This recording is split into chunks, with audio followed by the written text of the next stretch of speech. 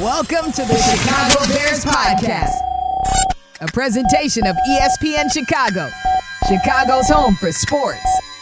Here's your host, Pat, the designer.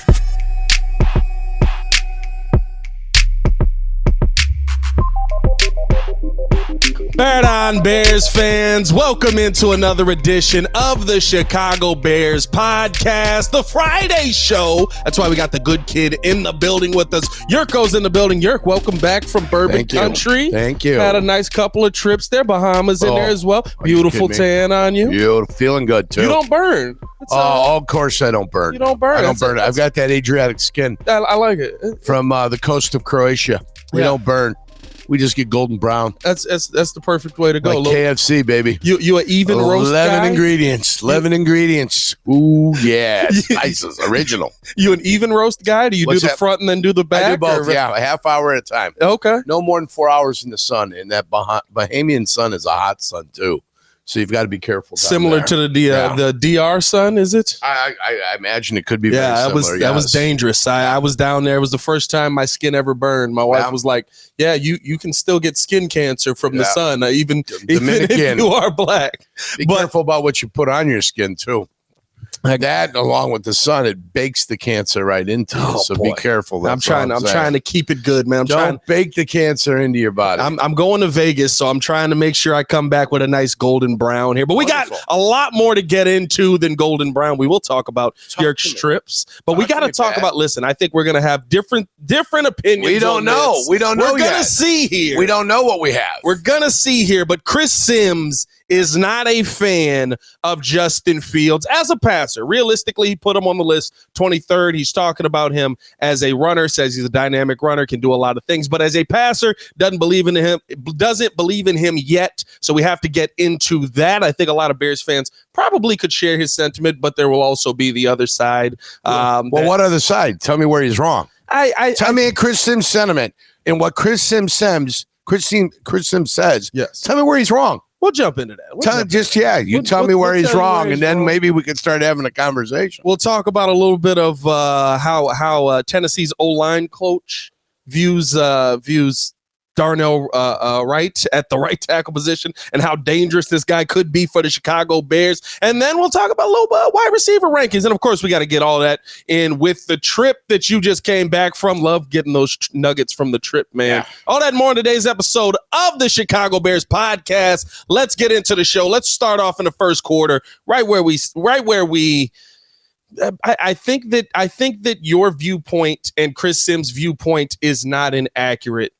Where Chris Sims talks about Justin Fields as a passer. Tell the world about what Chris Sims says. There are two sides to what Chris Sims basically said. He talked about Justin Fields' passing mechanics, talked about how he was scared to make the right pass at times, even if it was opened up. Basically said that he wasn't looking to make NFL open passes. He was looking for college open passes. Didn't like his throwing mechanics. Doesn't like kind of how he's developed as a passer in this NFL. And Here's where I'll ask your expertise on this, even though you weren't a quarterback, still a professional athlete.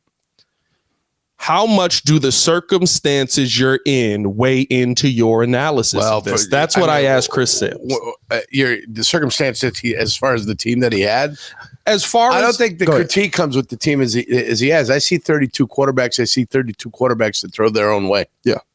I see 32 quarterbacks that have their own style of how they're going to throw the football. Where they carry it, how they carry it, when they decide to fire. Guys that can throw better on the run than on the move. Guys that are right-handed moving to the left that can throw the ball and put it on target. Guys that can move right and throw the ball on the run and put it on target. So as far as there being one ideal set of how to throw a football, I don't know if you'll ever find that. I think you're going to find a range of how to throw the football. Yeah. Maybe some being able to point to a classic style of how to throw a football as being the preferred style to throw a football. But I've seen it done many different ways, and I've seen people be successful in many different ways. Yes. So that's what I would say about that simply. The running aspect of what Justin Fields does is self-explanatory. You see it on film. It's dynamic, 350-plus yard touchdowns last year. Yeah. First time that's ever been done from the quarterback position. Congratulations. That's absolutely fantastic. There's nothing could be taken away from the way he can run the ball and bring his athleticism to the table in that regard. Right. Any criticism you want to throw in his passing game is there. That's the same criticism he had when he was at college. Likes to hold on to the ball, likes to look, doesn't want to fire. And he doesn't like to throw the NFL route. He did it once. It got intercepted, but I was more happy watching him throw the ball where it needed to be thrown. His wide receiver sold him out. His wide receiver disappointed him. Right. But that, to me, was the positive sign of the fact that this guy might be able to get it. Now, I've never seen excuses get made for a quarterback as much as they've been made for Justin Fields. Some of them might be rightful. Okay. But boy, everybody's quick to jump to the defense of the quarterback in this situation. Right. Fine. Not a problem. I could look at it and say the talent wasn't there. The offensive line is better this year than it was last year. Yes. Not saying that last year's offensive line was so horrific.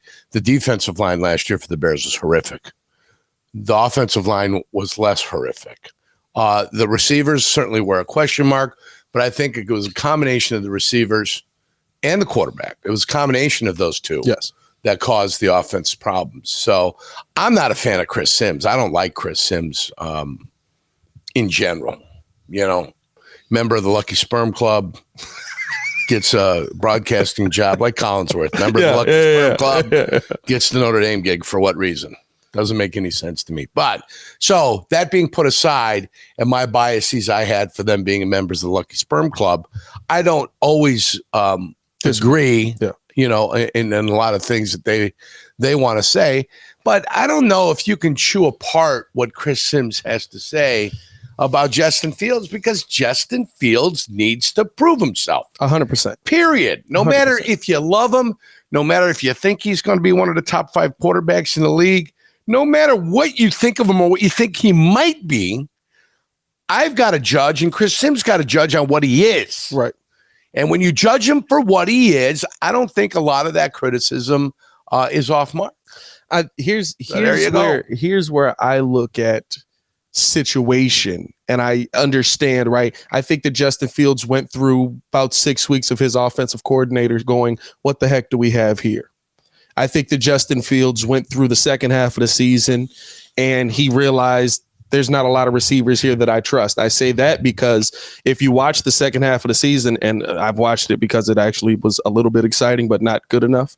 And he didn't win. He didn't get the job done. I'm not coming here and telling you that Justin Fields is the perfect quarterback. But what you notice is Justin Fields only threw the players that he was in training camp with. An issue with him, 100%.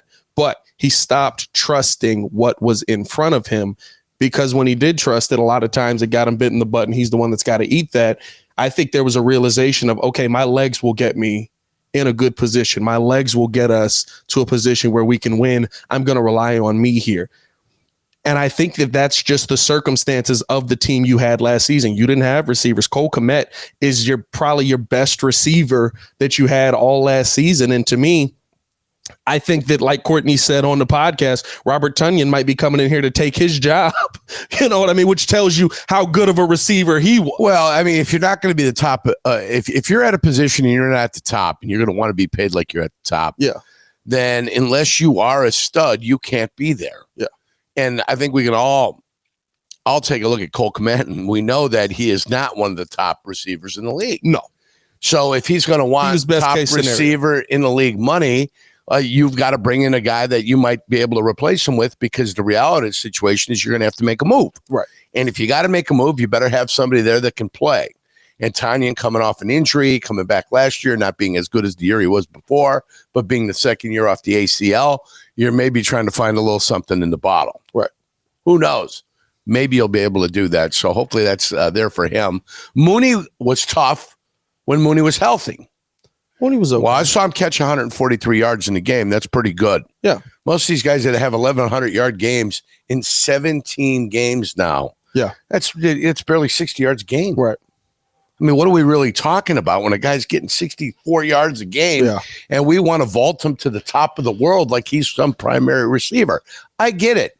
And we've already talked about it. And everybody's made the excuse for Justin Fields. They went about the business of not allowing there to be any excuses so they could provide for a proper analysis of what the quarterback is going to be. Yeah.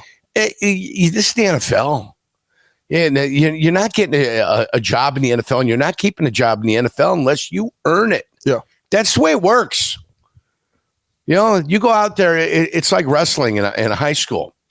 If you were 155 and you were the third one, you had to beat the second one. Right. And if you were the second one and the winner of that one got to wrestle off with the top guy to find out who was going to wrestle in the meets. That's the way it works. It's a meritocracy. You've got to be the best at the position on your team to be able to play. And if you're going to get paid, you got to be one of the top people in the game to be able to get paid. Justin Fields has had to answer these questions his whole career. Every time you take a snap, you've got to answer questions. So this is nothing foreign to Justin Fields. Nobody is asking Justin Fields to do something he's never done before. Yeah. He went to high school. He had to win the quarterback position to play quarterback. He went to Ohio State, or did he go someplace before Ohio State? So he was at Georgia. He redshirted at Georgia. He got out of there. Too many quarterbacks. I'm not going to get a chance to play. Get me the hell out. Same way Joe Burrow was at Ohio State. Yep. Didn't like it at Ohio State. LSU. Got down. Well, he didn't like Urban Meyer. Said Urban Meyer told me he's not even as good as a high school quarterback. So he went down to LSU, won a national championship down there. Urban Meyer's got mud on his face. Right. Okay, so he transferred, went to Ohio State. He found a way to start, found a way to flourish. Boom. It's the same thing here. Right. It's the same thing here. He's got to find a way to flourish. Now, at Ohio State, he had the best of the best. With the Chicago Bears, he hasn't had the best of the best. But he has still got to prove that he can be the guy that can throw the football for the Chicago Bears if the Bears are convinced he's going to be the quarterback of the future. That's not unfair. No. That is what they ask of every quarterback around the league. So, anytime there's criticism, everybody knows the situation Justin Fields is in. Everybody knows how pitiful the Bears were by design. Of course. By design, it seems. To be able to get the best position they could. They knew they had to tear it down to be able to build it back up. So, I've got faith in Justin Fields. I think Justin Fields can answer the test. Now, if I told you I wanted him to throw for 3,400 yards, 36 touchdowns, 6 interceptions, to rush for close to 900 yards, would I be unfair if I asked that of Justin Fields? And maybe have about 7 rushing touchdowns. I'm going to be 100% honest with you. No. This is the modern NFL. This is a modern quarterback. You want more? No, well, here's what I'm saying. I've watched quarterbacks come in the league and give me that with less. I watched Joe Burrow come in and give me a 4,000-yard passing season. He didn't have any tackles on his team. He's not a better runner than Justin Fields is. He made decisions. Sometimes it helps when you can throw that mug up there and say Jamar's down there somewhere. But guess what? Now Justin has a player that he can say DJ Moore's down there somewhere, or Tyler Scott, or whoever it is, right? You've got guys that can get downfield now. I think that this is the season where I do expect to see a lot more from Justin Fields. And so for me, I'm not sitting here underselling what Justin Fields should be. Should he be close to a help me get the sponsors here, Jurk. Should he be close to a 4,000-yard passer? In my estimation, yes. Right. Because that is the basic quarterback in the NFL right now. I'm not saying he should break 4,000, right? But 3,700 shouldn't be an oh my god estimate. The reason I threw 3,400 out there, the reason I threw 36.6 out there, the reason I threw 7 touchdowns and close to 1,000 yards rushing at 900 is because that's how Lamar Jackson won his MVP. Yes. Those were the numbers Lamar Jackson won his MVP with. So you don't necessarily have to be a 4,000-yard passer. What he did that year was go 36 for 6. 6-to-1 touchdown to interception ratio. Yep. Okay, that's what he did. I don't know if it was his 3rd year or his 4th year that he ended up doing it. All right. So MVP Lamar, I feel like was second year. Okay, well, there you go. Check that. So the point is, it can be done. Yes. I don't need him necessarily to graduate from 2,100 yards to 4,000 yards. Yes. Yeah. What I'm saying is that if he's the team leader and he's got the guys playing. Listen, Jim McMahon was a good thrower. Jim McMahon never threw for 4,000 yards. Right. But Jim McMahon was undoubtedly the leader of the football team. Jim McMahon got everybody to play harder and got everybody to play better and to play smarter when he was the quarterback. So rather than me saying, oh, I've got to have the first 4,000-yard passer, I've got to have the first guy that's going to throw for 30 touchdowns, rather than me going absolutely bat blank crazy, trying to say, oh, this is what I have. I don't need all that. Okay. What I need is for him just to show a command of the offense and be able to move the ball when he has to move the ball. I have a feeling this team is still going to want to run the ball. I have a feeling this team still wants to control the clock. Yes. Okay? That's what I think this team wants to do. This is the way this team is going to be built. They want to control the clock. They want to be able to run the ball. They want to be able to progress down the field. They've got to become better in the red zone. And if they can do that, I think he's got a chance to become the quarterback without being a guy that's going to throw. He's not going to be Patrick Mahomes. I don't expect it. Okay. Yeah. He's not going to. We're not going to have a 5,000-yard passer in the city of Chicago. I'll take it. What I'm doing, I'll take it. Well, it'll be a different quarterback. It'll be a different quarterback. If you're going to take it, it's going to be somebody else. What I'm telling you is I can have a step, an improvement mark, and a recognition of the way he's going to throw the ball for it to be better for the Chicago Bears. And I'd be okay. Yeah. I'd be okay. I said, we've seen it. We've got the improvement. I'm going to give him his 5th-year option. And then into next year, as we continue to add with the draft choices we had, we're going to be in good shape. That decision's got to be made. Yeah. That's the decision that's going to have to be made. And I want Justin Fields to be able to answer that question for the Chicago Bears and for Luke Getsy. And Luke Getsy's not going anywhere. No. Unless the Bears go to, if they go 11-6 and they make the playoffs, Luke Getsy might go someplace. But if they're 9-8, nobody's going, hey, let's knock down Luke Getsy's door and let's get him to be our head coach. That's not happening. I'm sorry. Winning teams, offensive coordinators go to become head coaches. Mediocre teams, offensive coordinators do not go to become head coaches. The argument I'll give you is remember when we thought Adam Gase turned Jay Cutler into a good quarterback. Jay Cutler was the best quarterback the Bears have ever had. But we thought he turned him into an efficient quarterback. And then all of a sudden, he's down in Miami destroying what they got going on. And then he gets another job with the Jets because this guy figured out Jay Cutler all of a sudden. Yeah, but hold on, though. At least they went to an NFC championship game. They did. Yes, they did. I mean, I'm talking there about was still some winning. You've got to be a winning team to be able to do that. You go to the NFC championship game. Did they go with Gase? Then they look. I think he was around. I don't know if they went to the NFC championship. I think he was around. They were competitive. They were competitive. I'll give you that. Here's the question that I'll ask you, and I think just because you haven't been here, I haven't got to throw these numbers at you. How much do you think the second year in this system is going to affect Justin? We've seen quarterbacks in the second year of this system who aren't the most amazing quarterbacks in the world take leaps and bounds in the very similar system. Jake Plummer upped his touchdown to interception ratio massively. Aaron Rodgers, we saw, of course, do it, but Aaron Rodgers, one of the greatest of all time. Like we're seeing quarterbacks in the second year of this style of system be able to take their game from here to here, just in an efficiency sense, in a score. Well, I mean, that's why I gave you 36-6. Yeah. I mean, that's pretty substantial. Absolutely. So, do I expect it? Sure, I expect improvement. Yeah. In this system, I expect improvement. I think what they've been able to do with the team, I expect improvement, of course. With Chase Claypool, having him a whole offseason and becoming more comfortable with him, guess what? You're going to have to trust your receivers. You practice with them every single day. Does. That's my problem. When you come back and you see the guy running the route that he's supposed to run, put the ball where it needs to be. Yeah. And not every guy runs the same route the same way. Okay? It's up to the quarterback to understand what the nuances of the individual is when he runs a route. Right. It's quarterback's responsibility. Right. It falls upon him. So, I expect good things from the Bears this year. I don't expect this team to be a playoff team. I expect them to be in the hunt. They're going to be better than 3. I said they were a 7-win team that underperformed last year. Yeah. I think they're a 7-win team that's looking to overperform this year. And we saw the Jets and the Tennessee Titans were 7-3 at one point last year. Right. And what they do? They crapped the bed, both of them. Right. Both of them put big stinkies on their Sealy mattress is what they ended up doing. All right? Which mattress? Sealy mattress. Jacksonville. The plugs in here. Jacksonville was on the outs, right? Yeah, yes. Jacksonville was what they do. Yeah. They won a bunch of games at the end. A bunch of teams. There were one other team that won like 8 of 9 at the end of the year to qualify for the playoffs. That kind of thing can happen, So even if you get off to a rugged start, when the Bears went 12-4 that one year, they started 3-3. So Get out there. You got to find a way to feel good about yourself. You got to find a way to build some momentum. You'll find yourself winning a game that you weren't supposed to win, losing a game that maybe you thought you were going to win. But then this team's got to find a way to go ahead and respond and get together. I think the defensive line's going to be improved. Yeah.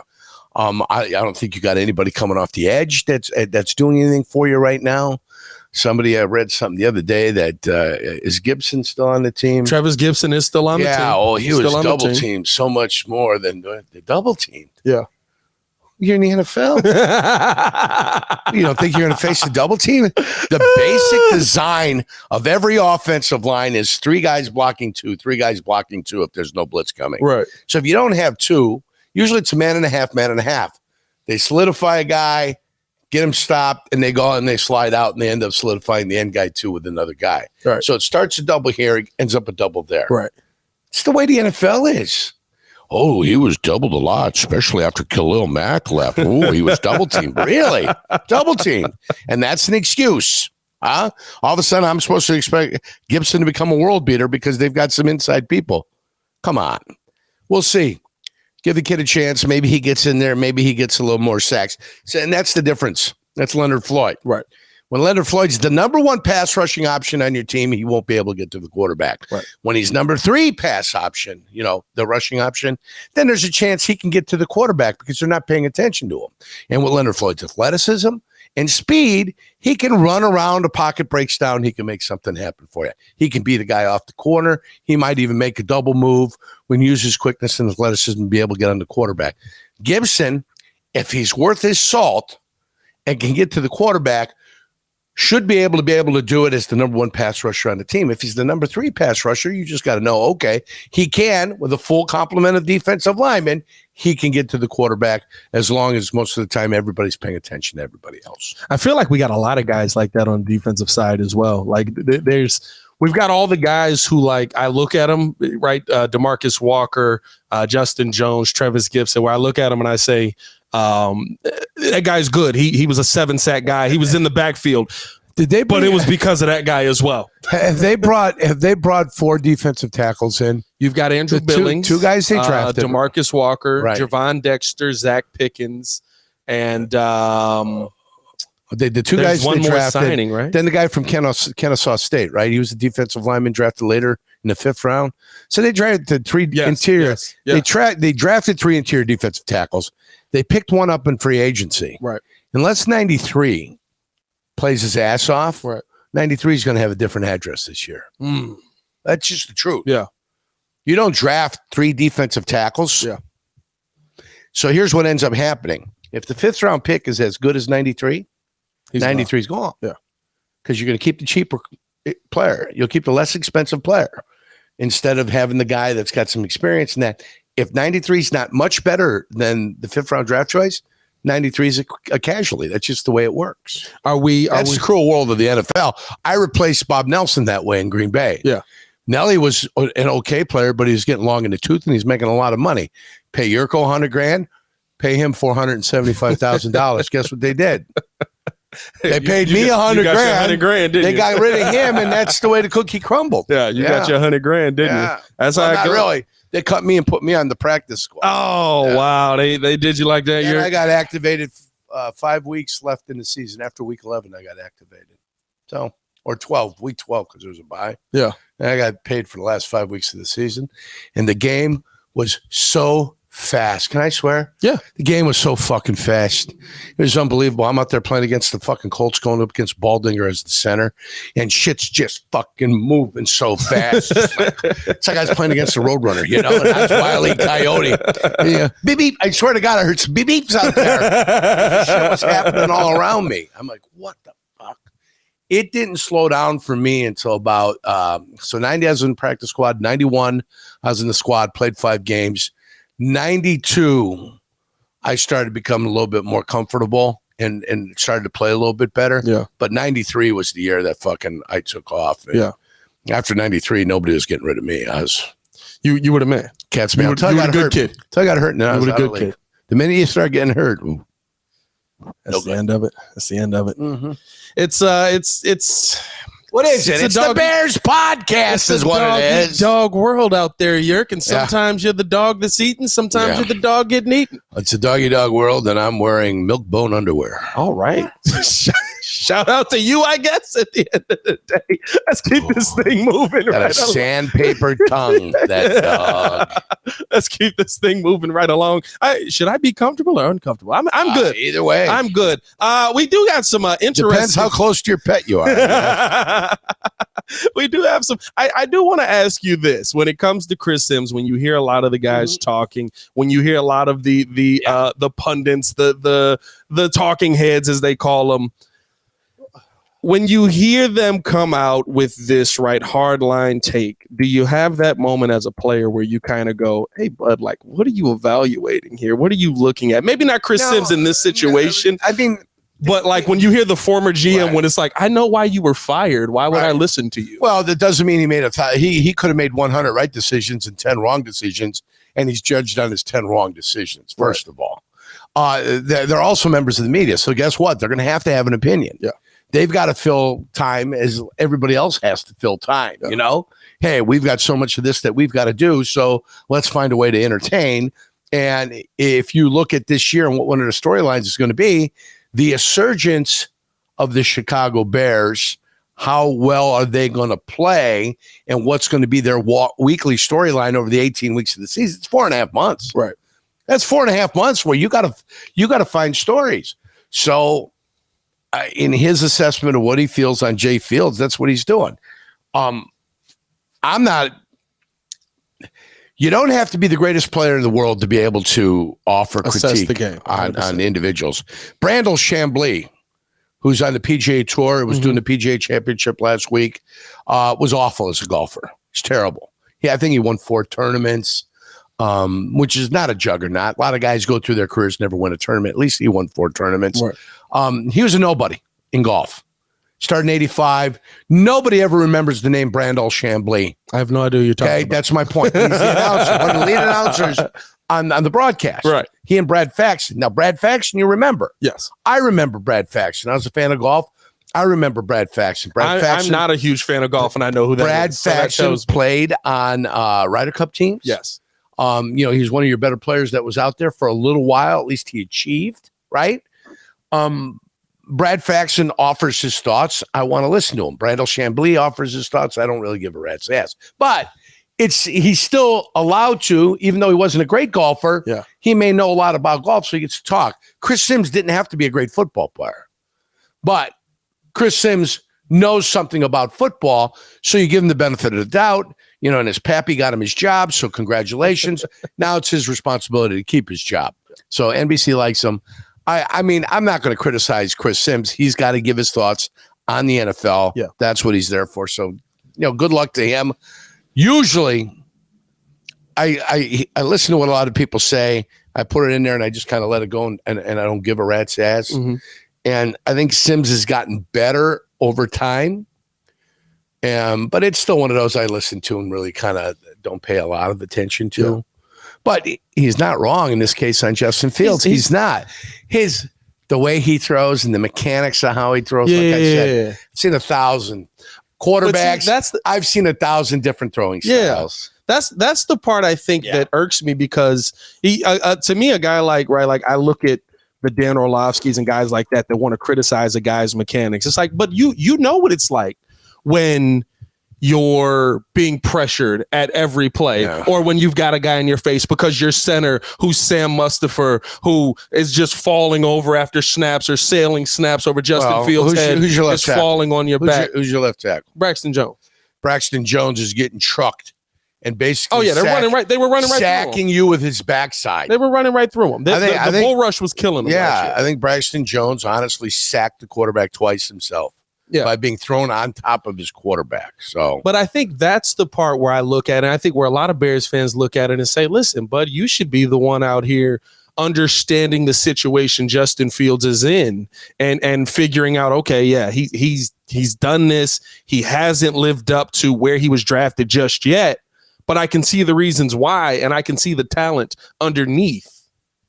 You see the running talent. I think we've seen the passing talent as well. I don't think that we've seen enough of it. I'll agree with you. I don't think that he has trusted the offense that he's in. I'll agree with you on that. Are you telling me he's got a good arm? He does have a good arm. Yes, he does. He's got a good arm. So when it comes time to make the decision on when to pass and where to pass and how to pass, is that where the problem lies? It's the mental part. Okay. I do think that. There you go. I do think that. That's part of quarterbacking, though. No, 100%. I don't disagree with you there. Right. What I'm saying is a lot of people, very much like Chris Sims did, are attacking the mechanics of this guy. Yeah. And I don't think that that's a fair assessment of what Justin's life in the NFL has been. But that's what I'm telling you, though, is I'm telling you there's 32 quarterbacks. There's actually 32, 64. Some teams might keep 3 or have them on the practice squad. Say there's 80 quarterbacks in the league. I promise you 80 guys don't throw the same way. No. I promise 80 don't come from the same slot. I promise there's a range of guys coming from over the top to almost damn near sideline. You know? I promise you every time they drop back and they're on the run and they're on the move, they're not throwing from the most stable of foundations. They're trying to do the best they can in the situation. I swear to God, Pat Mahomes throws it like a freaking baseball. Yeah, but he throws it like a shortstop. Yeah. I swear to God, he does. Well, and the great thing about Mahomes, the reason Mahomes is successful was Mahomes couldn't tell you what the coverages were when he was coming in. Yeah. But he knew what he was seeing. Right. Okay. So what he did over the course of the first couple, 2-3 years with Andy Reid was he learned how to identify what he was seeing. So he learned just how to talk the game of football. But who wouldn't want to be able to recognize when you got a guy that goes back and just sees what he's supposed to see? 100%. And then makes the decisions off of what he sees, and they're the right decisions. 100%. And then whoever the scout was that saw that and said, hey, I think I've got something. And then they let him obviously sit for that first year. And, you know, he learned enough when he was there for them to have the confidence to say, hey, Alex Smith, thank you very much. But we've got our quarterback. We know what directions. Off of an AFC title game. Well, right. Yeah. But that was evident to them, and they saw it in practice. And so usually before you ever see it on the field, you see it in practice. I was with Favre the first year when he threw 26 interceptions or 25 interceptions. Yeah. Okay, that was 93, I think. 92 maybe. Well, we got him in 92. So he took over 4 games into the season against Cincinnati, threw a bunch of interceptions. The next year as a full-time starter, he threw 26. The next year, he threw like 17. Then he came in the next year, and it was 35-10. Yeah. So you saw the maturation, and then you saw the moment he got it. Now, he's a second-round pick. Similar, right? He didn't know the difference between nickel and dime, right? Yeah. And then he figured it out. Ty Detmer had to tell him. But he got to that 1995, his 4th year. But we traded a first-round pick for him. He was a second-round draft choice. Right. And Ron Wolf, we played Atlanta down in Atlanta, Fulton County Stadium. Jerry Glanville was there. Dion was there. Andre Rison was there. It was the whole Dirty Bird thing going on down there. We go down there, and he took Bob Harlan, Teddy Thompson, Mike Reinfeldt, and he said, hey, let's go over there. He goes, this is going to be the next quarterback of the Green Bay Packers. And they went down to the other end, and they stood on the sideline. They watched Brett Favre throw. And they had one of the Billy Joes were there. Billy Joe Hobart, Billy Joe Hebert, Billy Joe whoever, Tolliver, whoever. They had one of the Billy Joes as their starting quarterback. Yeah. And then he went and took a look at the back where he was, that's our quarterback next year. And that's what he announced to the 3 guys he was with. And then in the offseason, they went about Ken Herock was the general manager for Atlanta.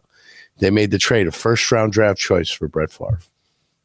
Worked out. And it worked. Well, it looked like in 94 it wasn't going to work out because Mike and Holmgren and Brett had a come to Jesus meeting. Yeah. And then after that 94 meeting, after we got done getting embarrassed by the Minnesota Vikings, then they came back. He started playing better ball than 95. It was fantastic. And boom. Hey. 96, they go to the Super Bowl, win it. 97, they go to the Super Bowl and lose it. And that's all she wrote. Ladies and gentlemen. It's a little zoom in. It throws you off when you see yourself talking. Is that what it is? I am a handsome fella. I mean, listen, you look good out here, man. You're doing good things. Mm-hmm. Good tan. Getting the sponsorship in there. Duncan. Call us. Call. Everybody's running on Duncan. Follow us on everything at the Chicago Bear Podcast. You can follow us on ESPN Chicago. Listen 5 days a week, Monday through Friday, and you always can get the good kid here on a Friday, unless he's out on vacation or just enjoying a little day on the links. How was the golf? We didn't even get into it. I got 3 rounds coming up. Okay. 3 rounds coming up. Didn't play in the Bahamas. Didn't play in Kentucky. Oh, okay. It's fine. I don't need to play all the time. But I got Saturday, Sunday, Monday playing a little bit of golf, having a little bit of fun. Got a summer full of golf. Got a lot of fun activities. I like to play golf. Frankie Winters called me. Frankie called me and says, "Hey, we got a golf outing for Misericordia at Flossmoor Country Club. You're in." So I got to give Frankie a call and acknowledge him that I'm in. And that's one of those things I'm doing for the station, of course. Love it. Yeah, I got to convince Danny that I'm doing it for the station, not for myself. You're doing it, Danny. He's doing it for the station. Well, you got to meet with all the major companies and stuff like that. Got to shake hands, future partners. Yeah. Gotta love it, man. Hey, make sure you guys are tuned in with us as always. That's another week of the Chicago Bears podcast. We'll be back Monday. See you guys then with Lance Briggs. Y'all stay safe out there, Chicago. Peace.